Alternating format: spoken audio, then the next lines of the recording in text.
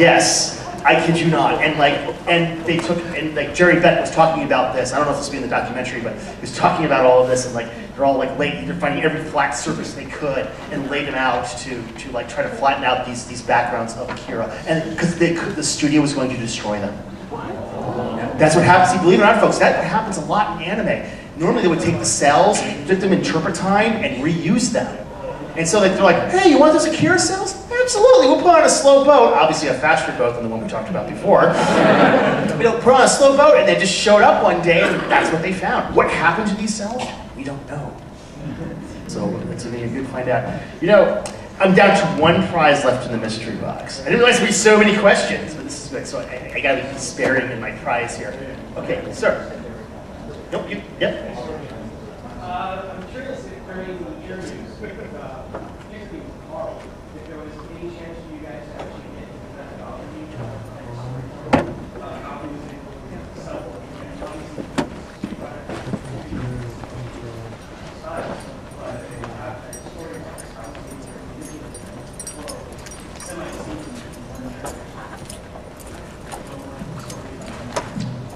You know, the best that we had were the people who worked around him, documenting that. We do have Carl speaking about it. We have random footage from different conventions, kind of like what you saw, which was archival footage of Carl. The main problem was, I mean, we didn't expect him to pass away. We were not reporting this with the expectation that you know, our time with him was limited. And so we kind of filled in the gaps as best we could with the folks who worked with him directly in terms of his methodology. One of the things that he explained was that so that he could think with a blank slate, he actually watched the original Japanese series from beginning to end with the volume turned off, so that he had no preconceived notions of what the story points were. And so he was writing down his observations just on what he saw on screen. And so this was where he could pick up visual cues to tie the series together a little bit better. And then he went back to the Japanese scripts and, you know, from his notes tried to adapt them and finagle them together. And so that was part of his work process. And then one of the things we discovered when we were remastering, which was a really, really big pain in the behind, was we discovered that he loved the tape speed dial, which was, we would normally expect everything to line up, you know, just edit a few things here and there, and then it would match up with the Japanese series when we remastered it. No, apparently he liked some scenes a little faster, some scenes a little slower, so he was messing with the tape dial. And so when we were doing the editorial, all these action scenes didn't line up, and so yeah, it was none of this was recorded, like how faster, how much slower. It's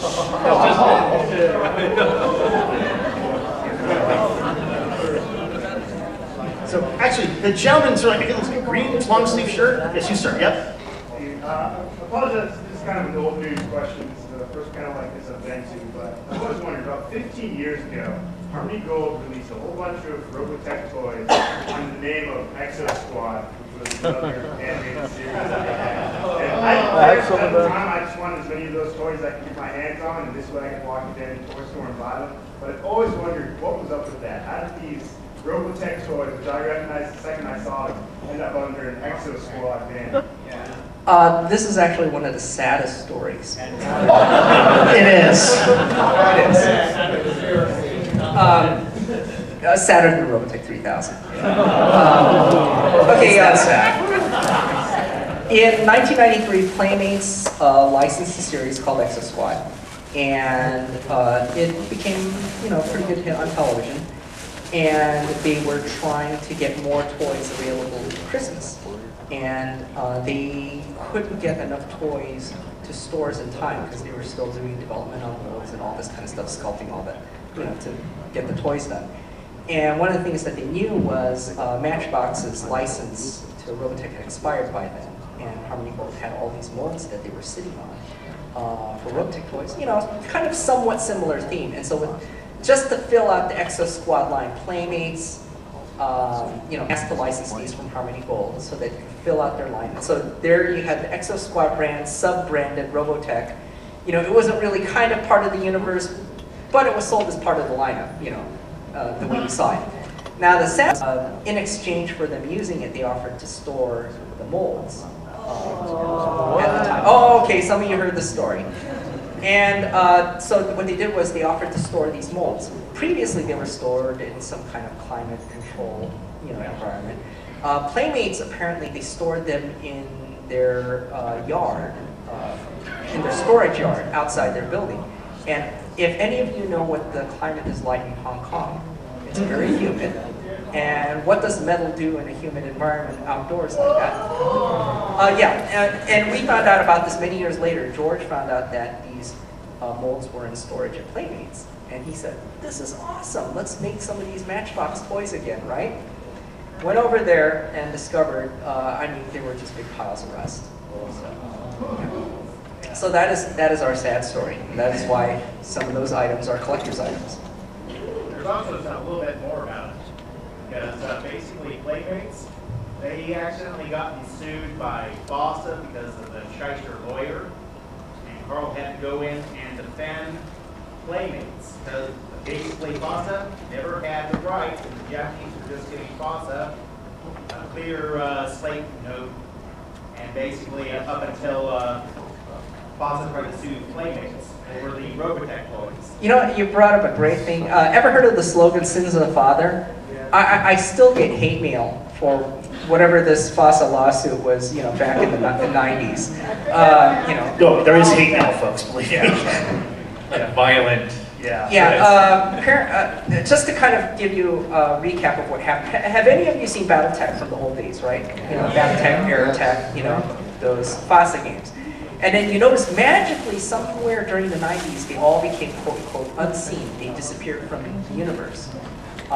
And lately, when new licensees would come up and license this for FASA, some of these new guys would forget why they became unseen and go, oh, let's make those. Those were my favorites, right? And then all of a sudden, they discovered that they legally couldn't do it, and then they have to pull it. And then we get a new round of hate mail all of a sudden, So this always happens whenever new licensees come in because they don't know what the old licensees had gone through. Essentially, to make a long story short, FASA thought they had licensed this properly. And so when they saw the Playmates toys use Destroids that looked just like the Destroids from their Battletech universe, they thought, well, these Playmates guys, who did they license it from, right? And when it went to court, it became what's called a chain of title search. It's like when you buy your house, is the guy who's selling it to you really owner of that house? So then FASA, that's why they brought Harmony Gold. And they brought in Harmony Gold as their source of chain of title. And then they brought in Carl Mason, who was involved in the licensing talks to acquire them from Tatsunoko in Japan and all that. And he found out that Harmony Gold's chain of title was solid. When FASA checked their own chain of title, apparently they discovered the guy who sold it to them was apparently a huckster.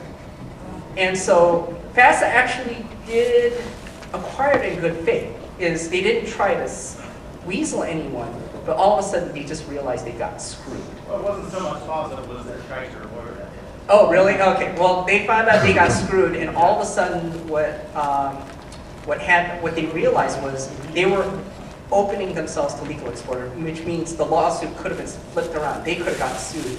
So the settlement they reached was, okay, we're going to drop this from our universe. However, they did have one complaint that stuck. There was one Playmates toy that was not part of the Robotech line that kind of looked like something from the FASA universe that wasn't based on the Destroyer. And apparently, I guess Playmates had to change it to make it look more different. But that was it. That was pretty much it. Okay. To the person here, our young friend here, in the sort of furry type of, I don't know what to call it, but what's your question? When's the what? Second generation toys. Second generation toys coming out. Yeah. You mean the Southern Cross toys coming out? I would love to see more hover tanks and those transforming helicopters. Yeah, the Ajax. It just simply comes down to economics.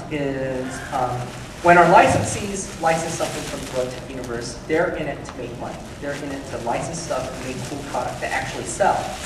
And the thing is, I know there's devoted Southern Cross fans who say this is the coolest thing since sliced bread. They know how cool their universe is. But the thing is, there's just not enough of them. you know, to make it economically worth it for our manufacturers. That's just simply what it comes down to, is why you don't see as many Southern Cross items on the shelves. You know, that's a great question. And to give you, I'm going to give you the last prize out of the mystery box. You're going to get a 1 of 1,000 Valkyrie. How's that for you?